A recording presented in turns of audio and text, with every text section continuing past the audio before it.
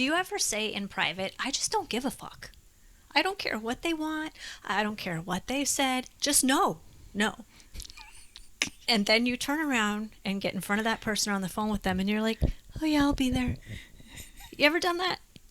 I think a lot of us have. It's really easy to say, I don't give a fuck when you're in the privacy of your own home or when you're with somebody that you really trust. And especially when you're not in front of the person or the thing that you want to say, I don't give a fuck to. That's an interesting thing. I think that most of the time when I say I don't give a fuck, I just don't give a fuck. And for most people, when they say they don't give a fuck, they really do give a fuck. They're saying I don't give a fuck at home out of frustration. And because they really don't want to, but they don't have a strong hell yes. And this is the key. It's okay and perfectly valid to give a fuck and say I don't give a fuck. And that sounds totally contradictory, but it is not. Because it is okay to be a loving, caring, and I care about you, and I truly want you to be okay. But I have to say no. Because for me, what is best for me is this answer, not what you're really desiring. So it's like at the moment, that's how you're feeling, and that's how you're going about it, and then it changes. It depends on how in touch you are with who you are and how you function. So the more you know yourself, the more you trust yourself. The more you trust yourself, the more confident you are in being able to say, no, I can't do that. Right. Or I'm really sorry, I can't go down that storyline again. Like, I get it that you're upset, but I can't go there. Or like, I really don't want to talk about that person while they're not here. You're so confident in yourself, you're okay to say, like, I don't give a fuck about that. Like, no. Right. Like, but still loving and still being caring. So I'm thinking about like moments in my life where I've said I just don't give a fuck, and I think I've done that in when I was really sitting solid in my sexuality. That would be one, and the other part would be when I'm pretty fed up with certain friendships. Mm-hmm. Those are that's where that has fallen into. Where you draw that line, right? Like really not caring about what people think about me, say about me, feel about me. I just I used to wonder, not so much care, wonder what people would think, feel about me. Yes. But I didn't care to the point where I would let it dictate my life. Exactly.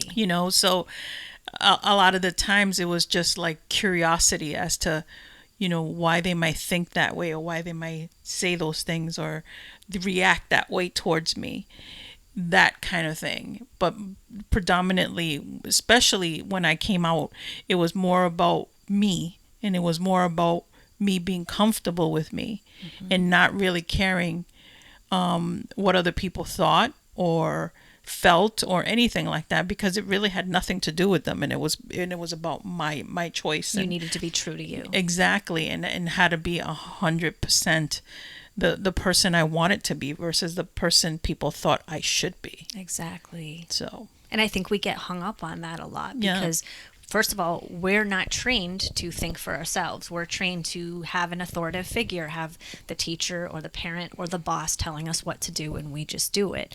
We're not used to being our own inner authority. So when you can stand up and actually do that for yourself, and also I think we're not used to self-care. Self-care always gets kicked down the line and it's not paid attention to a lot. So not giving a fuck is truly your form of self-care. Like, I give a fuck about me because this is who I am. This works the best for me. This is what means the most to me. So I don't give a fuck what everybody else says because this is what I need to do for me. But I still give a fuck about all of you as human beings. And I want you to please give a fuck about your own stuff. Right. And I also think we're taught to be followers because of that whole not being in our sovereignty and that whole authority figure thing. We're taught to be leaders. So if you think for a minute about somebody you really admire or you look up to, usually they're very confident. They're very authentic in who they are. Like you can just tell that this is they're eating, breathing, and sleeping who they are, and that you just admire that because we all want more and more of that ourselves. So that's what you're moving towards. Because a lot of people are like, well, I don't give a fuck if they have a lot of money and people like them and listen to them because they're probably just, and they'll start judging it away. That sounds like jealousy to me. Jealousy, yeah. And blaming, like it's them that's fucked up, so that you don't have to really step out of the safety net of being a follower and fitting in. Because a lot of us just want to fit in. We fall into people pleasing. We don't want to rock the boat. We don't want to say the no and have people, maybe push back on us. We're trying to be in a little protective bubble, which is hard coded into our DNA back in the Stone Ages when you couldn't survive if you didn't have community and you didn't all work together in a cohesive unit. Well, I think I'm broken. You think you're broken? Why? Because I'm listening to you talk and I'm like, yeah, that's not working for me. Yeah, that's not working for me. Yeah, no. Like because you've stepped into a healthy place of not giving a fuck. I consistently, since I can remember, have been self-sufficient, self-reliant, because of my upbringing. Mine too. Like I had to, really take a hard look at the things in my life. Most of all, just trying to stay safe. Right. And I didn't have anyone to lean on, to admire, to do any of those things with. I had to do it for myself in order to survive in the situation that I was in as a kid. So it's just like I never followed anybody. I never, like, none of that. Like I thought certain people were cool. I didn't look up to them necessarily.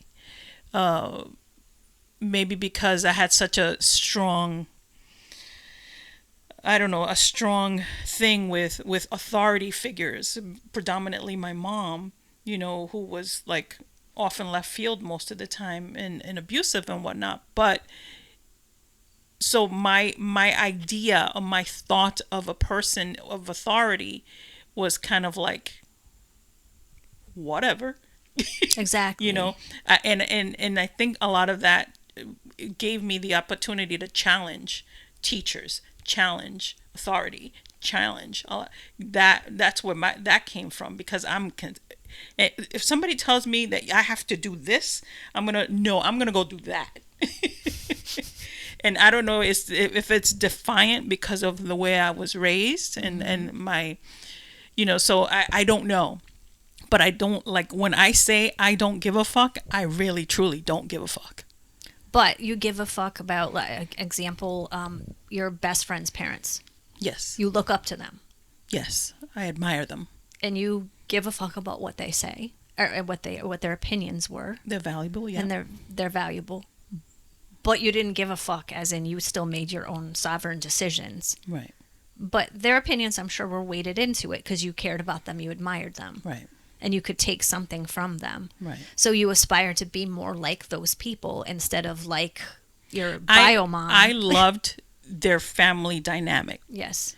Like the mother and father, kids and all that stuff. Like they just had this brilliant relationship. I know it wasn't like perfect. They're human, they're flawed and all those things.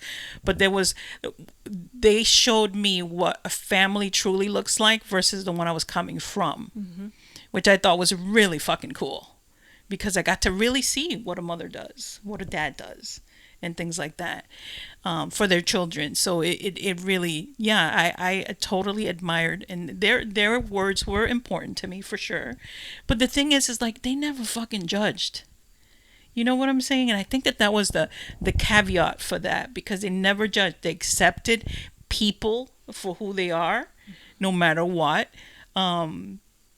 Sometimes they were a little like war blinders, if you will, with certain things. But it's, as a parent, that's what you do, I guess, with your children. But yeah, I totally dig them and respected them. Yeah. So that gave you something to aspire to step more into your confidence because it was a safe container for you. Yeah, yeah. So that you could build that safety within yourself. Yeah. To make it easier not to give a fuck. Right, right. Yeah. Instead of the I don't give a fuck in defiance, but an I don't give a fuck because I'm coming from my sovereign higher self. Okay. Like, see the difference Yeah, between yeah, for sure. like the way you wanted to talk to the teacher as an authority figure because Right. you wanted to be your own authority figure. So no matter what they said, you're like, fuck you, left, I'm going right. Even if that wasn't the best for you, maybe Right. left was the best for you. I guess it was a lot with the how they talked to me. I guess was the big Yeah. that was a big deal for me. Like I had a teacher that was very challenging, but at the same time I respected her. Yeah. There was a certain like I knew that what she was telling me wasn't about me. It wasn't about her exercising her authority.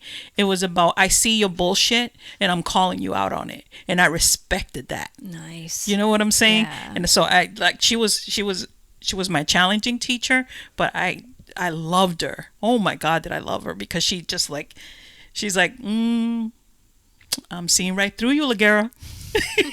Where are you attached to other people's opinions? Where are you attached to an outcome with something? Like, I remember back when we first started Soul Intentions back in the day, and we wanted to like have it replace our income so we could do it full time. Right. And we were very attached to it making money, making money, making money. Yeah. And then we kind of backed off of it. And then we would gear up steam for a few years and we would go back into it. And it wasn't making money, or it was making a little bit of money, nothing we could sustain ourselves off of. Right. And we kept backing off. So we were attached to the outcome of it, and we were putting all like monetary pressure on it instead of like, this is what we love, this is what we desire. I would do this for free. It doesn't matter to me because it matters that much to me. And the tricky part about attachment is that we have an idea of what it should look like, feel like, come to us in certain ways. And again, we've talked about this before. It's about sitting in resistance at that point. Yeah. You're not letting the universe figure out all the different ways in which that can happen. You're sitting in it needs to be this way. So if it doesn't happen in that particular way, even if it does show up, you're freaking out. Yeah. You know, because you're so attached to that particular way. So I think that when we surrendered to the fact that we just love doing this, Exactly. we enjoy doing this, then everything else kind of fell into place. Yeah, it just started flowing. And we found that groove, which was excellent, because we had, whether it was a conscious or a subconscious attachment, but we had something in which it was supposed to manifest. Exactly. And only when we totally let that go was when things started to move. Completely. Yeah. And then I noticed with myself, like I moved more into the I don't give a fuck place when I realized that making decisions based on other people's opinions, it pissed me off. It didn't make me feel good at all whatsoever. And when I did make the things based on what I wanted, I felt good. Right. And either way, those people with all their opinions still had their opinions. Oh, yeah. And they still weren't happy because they always had to have a next judgment and a next opinion on something. So if they were going to continue to spin in their little web of judgment, why was I going to make decisions based off of that? And I think that that's where we make the biggest mistake. Listen, what we do and how we do it it's our business. You know, people are going to judge, people are going to say, people are going to do whatever the fuck they want to do, which is fine. That's on them. But if you take it in as, you know, that is your cup of coffee, then you're setting yourself up, because that coffee is going to be bitter as shit. Yes. Really, because it's not yours, it's theirs, and you're letting that, you know, dictate how it's going to happen in your world. If you want to do something, just fucking do it, and do it 100% your way, 100% on how you want. So what if people are gonna say things? Listen, we live in a world of a bunch of naysayers, because they're either jealous or they want to do what you want to do, what you're doing, or anything like that. So you're gonna get it. I mean, we get it all the time. A lot of the time we get, weird comments and things like that. And, what I do is I'm like, in what kind of place is this person sitting in that they felt like they could say that and do that? And I get more curious about their well-being versus like, oh, this person just attacked me, or this person said something mean, or anything like that.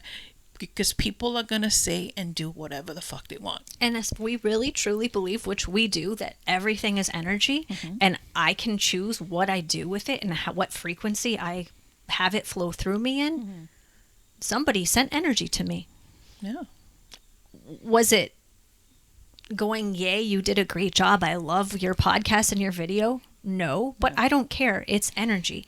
They actually spent time on me, and they listened to my stuff. And even if they don't agree with me, that's cool. That's them not giving a fuck. They're kind of giving a fuck about my stuff, but whatever. I'm doing me, they're doing them, and that's fine. Right. I mean, the bottom line of all this is we're not talking about not giving a fuck in a crude way. I think a lot of people are just like it's like a fuck you type of thing, which I think we all feel like when we start to get frustrated and all that. But this is more of a, I don't give a fuck because I don't need your opinion to validate my existence. Exactly. Like, that's the bottom line of it. And that's a huge statement, man. That's you going, this is mine.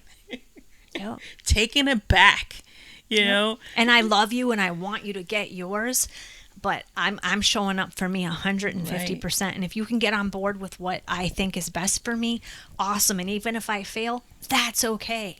Yeah. Just have that enthusiasm with whatever your thing is. And I respect your opinion. It's cool, but I don't give a fuck about it because I need to do this for myself. Right. Our cat is agreeing, if you can hear her meowing in the background. Yeah, I think she's telling us we're done. So she is.